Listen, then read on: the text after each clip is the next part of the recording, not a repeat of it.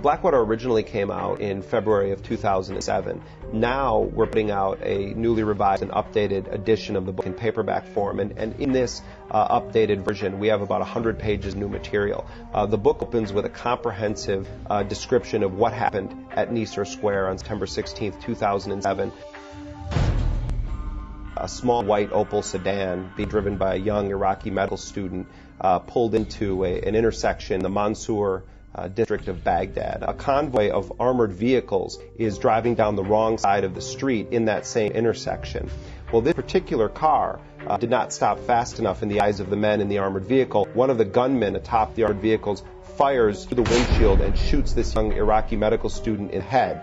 That shooting began a 15-minute shooting spree, during which some 17 Iraqi civilians were killed, among them women and children. And the men who did the shooting in those armored vehicles, they were in fact armed operatives working for Blackwater.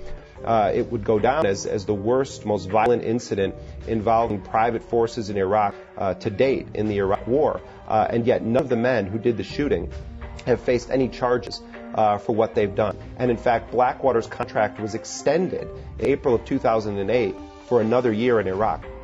This is a company that has been accused of murdering Iraqi civilians, of shooting the bodyguard to the Iraqi vice president, of causing blowback attacks on United States troops, on hurting morale of the United States military, that has cost U.S. taxpayers over $1 billion for its operations in Iraq.